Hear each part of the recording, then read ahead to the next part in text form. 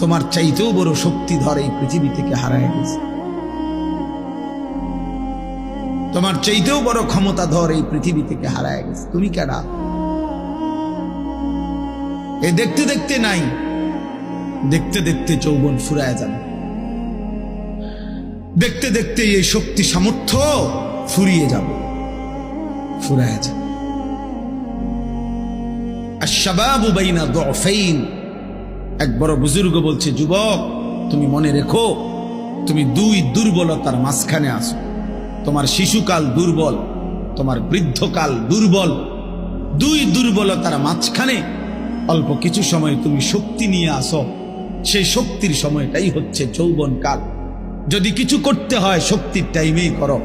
নিজেকে গড়লে শক্তি থাকতেই গড়ো, নিজের আখিরাত সাজাইলে শক্তি থাকতেই সাজাও।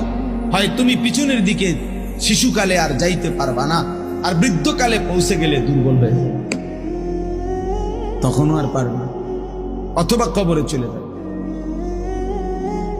এই জন্য 17 বছরের, 18 বছরের, 20 বছরের ছেলে তোমাদেরকে বলি, বাপ এত অল্প বয়সে যদি আল্লাহ পাকের এত বড় নাফরমান হও, মাত্র 18 বছর বয়সেও যদি তুমি আল্লাহকে এইভাবে না চিনো, 18 বছর 20 বছর বয়সে যদি তুমি একটা সেজদা দিতে মন না চায়, আরে জানোয়ার তুই 60 বছর পর্যন্ত যাইতে যাইতে তোর অবস্থা কি হবে? বেঈমান, এই বেঈমান,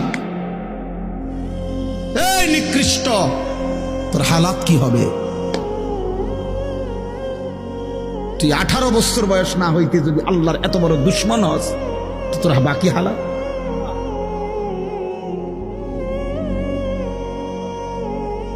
বিশ বছর না আইতে যদি তুই এত নারী দেখে ফেলো, এত উলঙ্গ ছবি দেখো, জানোয়ার বাকি জীবন তাহলে কি দেখবা? হাইওয়ান বলো, বাকি হায়াত কি দেখবা তাহলে? যা দেখার তো সব দেখে এলেছে।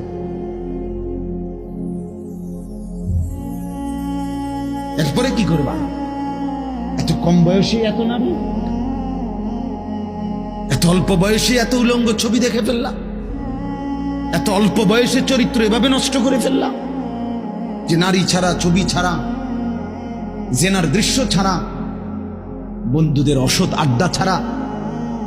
ওই দেখেন ওই অপদার্থের দিকে দেখেন, ওই দেখেন ওই অপদার্থ কি করে।